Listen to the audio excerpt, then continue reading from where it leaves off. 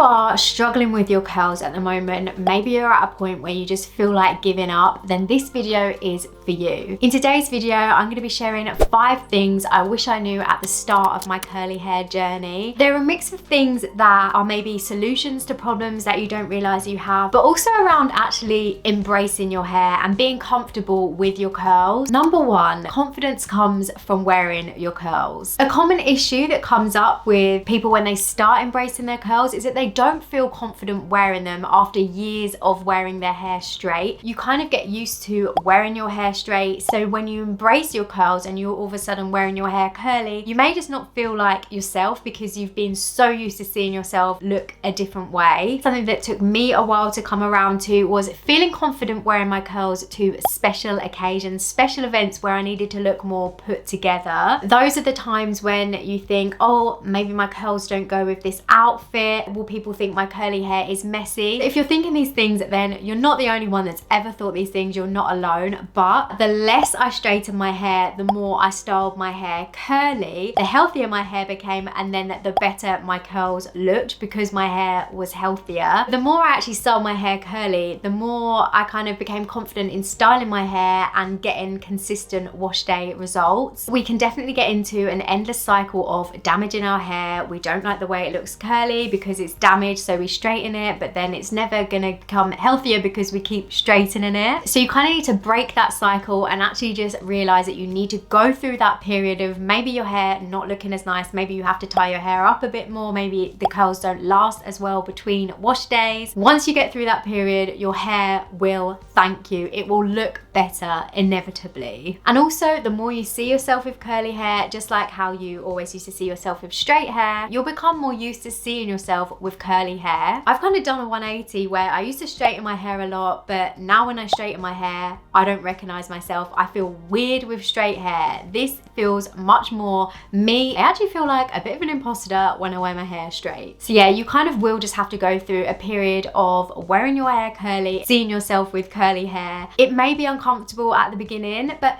to be honest, like if you really don't feel comfortable, maybe this just isn't the right time for you to embrace your curls. Maybe this isn't the time for you to go on your curly hair journey. It may come later down the line, but you know where I am and you know where this channel is when you need me. Stop getting caught in the comparison trap. Stop comparing your curls to the curls you see online. Stop comparing your hair to other people's hair, full stop, but mainly stop comparing your hair to the hair you see online, because hair looks different on camera. It just does. It looks different in different lights. My hair looks like this now, but if I walk into another room where I don't have all the lighting, it's going to look completely different. You'll see more frizz. You'll see that all my hair is actually pulled forward, so there's no hair at the back. Hair looks different online than what it looks in real life. So if you are comparing your real life curls to those who you see online, then you need to stop that immediately. I'm actually so aware of the comparison trap, and it's something that I do think about and often feel responsible for on social media. And that's one of the reasons why I created my curly hair journal, to take the curly hair journey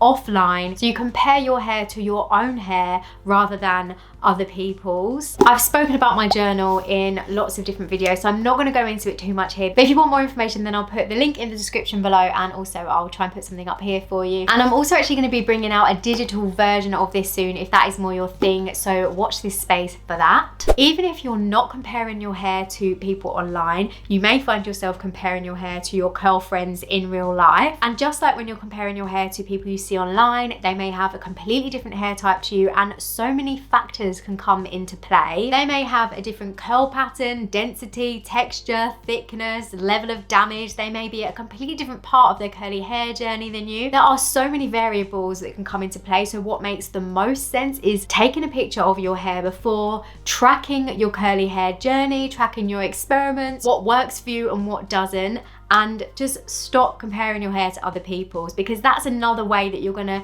also become confident in your hair, because you'll figure out what works for you and what doesn't, and it's just going to make your hair journey much easier. It's the old saying of we all want what we haven't got, and yes, I would love to have more curl definition on top. I would love to have curly hair at the root, but that's just not going to happen because that isn't my hair. That isn't what my hair does, and certain things have really helped me to embrace my hair and and embrace my mix of curl patterns. And one of the main things that's helped me with that brings me on to my next point, which is the importance of a haircut. Having a haircut that is tailored to how my hair grows out of my head has made such a difference to the way my curls look, the ease of styling, and also how my hair lasts between washes, but also between haircuts. My hair is cut dry and my stylist can really see where my hair bounces up, where my hair is more wavy, so that really takes into account all of my different curl patterns, so they are blended together. You don't have to have your hair cut dry, and you don't even have to visit a curl specialist if you don't want to, or if you haven't got one in your area. I've spoken in previous videos, which I'll link above, about what I asked for my haircut, but I've also gone into a bit more detail about how to navigate seeing a regular hairdresser as opposed to a curly hair specialist. But basically what I ask for when I get my hair cut is a rounded shape,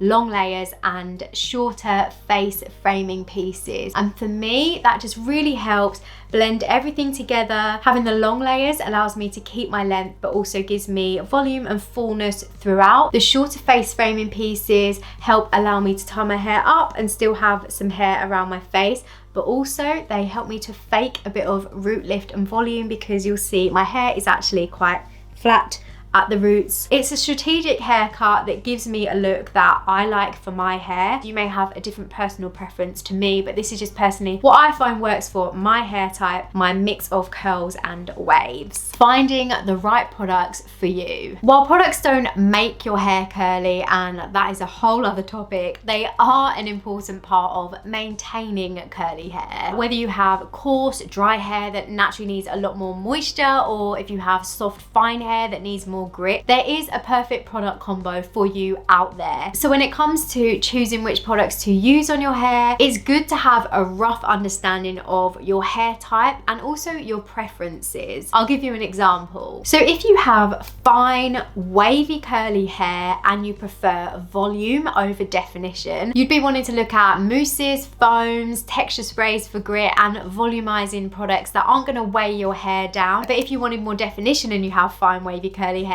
then you'd be wanting to look at using a lightweight leave-in to help define your curls, gels and hairsprays to help hold your curl definition in place. Don't just buy any product that says curly hair on it, because not all curly hair needs the same thing. I actually, not too long ago, did an entire in-depth video about how to choose the right products for your hair. I broke down every single curly hair product and which hair type it's best for. So I'll link it up there for you, because it's been really, really helpful for a lot of people. And along the same lines as that, I'm also going to link my beginner's guide to curly hair, because that also helps really break down all the different things that you need at the beginning of your journey, where to start, what to care about, what not to care about, and things like that. I actually also have a playlist specifically for beginners videos, so have a look through that if you are a complete beginner and you don't know where to start. Protecting your hair at night. If you feel like you've done everything in this video, you know what products work for you, but your hair just is not lasting the night, it will not look good on day 2, this is for you. Are you protecting your curls at night? Or you may be protecting them at night, but maybe it's not working